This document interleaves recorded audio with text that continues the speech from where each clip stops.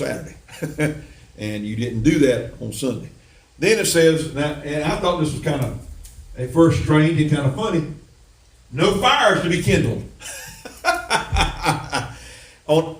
In Exodus 35:3, you shall kindle no fire throughout your dwellings on the Sabbath day. And I looked at first, I thought, now Lord, what do they need a fire for warmth?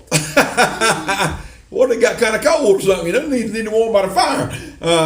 But most time in this area, in those days, it was most time for cooking that they started fires. So there again, you weren't start a fire because, that was mainly for cooking, and you didn't need to start a fire. You shall kindle no fire throughout your dwellings on the Sabbath day. But then, a little bit further, it goes, and it says, there's to be no fuel gathered for a fire. Not only are you not to start a fire, you're not even supposed to gather up any kind of fuel, any sticks or anything that would contribute to the fire. And so you're not to gather that. And listen, God was serious about this. God was absolutely serious because there's an incident in which a defiant violator of this law was actually put to death. And it's given us in Numbers 15. I think I got the scripture verse, Numbers 15, 32 to 36. Let me share that with you. Now, while the children of Israel were in the wilderness, they found a man gathering sticks on the Sabbath day. And those who found him gathering sticks, they brought him to Moses and Aaron and to all the congregation. They put him under guard. They arrested him because it had not been explained what should be done to him. Then the Lord said to Moses, the man must surely be put to death. He's gathering sticks for a fire, but he's just doing it on the wrong day. All the congregation shall stone him with stones outside the camp. So as the Lord commanded Moses, all the congregation brought him outside the camp and stoned him with stones, and he died. And when you read that, you think, that was harsh. Man, that was tough. But now, first of all, obviously this man knew he wasn't supposed to be doing that.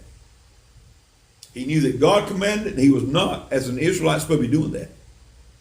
But he chose to do it anyway, and he must have been trying to slip around and do it because it says they caught him. They found him, they caught him trying to do it. So God said to Moses, he has to be put to death. That's the penalty. That's what has to be done. Now, I don't know. In my own way of thinking, and maybe Moses knows we're confronted with this. I'm thinking, I might be tempted to argue with God a little bit on that. Well, no, wait a minute, Lord, the man was just gathering sticks, he was just getting some fuel for the fire. Can't you kind of cut him some slack? Can't you kind of give him a little reprieve, But God knew that was the penalty. It had to be done because, first of all, God wasn't going to lie. God can't lie. If he set the penalty for that, that's what had to be done. That's just like I've told y'all before, and I was in a discussion with somebody just yesterday about the same thing. Look, you can't start lying to your kids. When you tell your kids that they do so and so, a certain amount of punishment is going to be measured out to them, or certain means of punishment is going to be measured out to them, and then you don't do that, and you just keep warning them, you lie to them. God's not a man; he should lie, and we shouldn't. And we should pick up from his example. It may seem harsh, it may seem cruel, but God had his reasons and his purposes. This man had to die because he was gathering fuel for a fire on the Sabbath day, and he wasn't supposed to.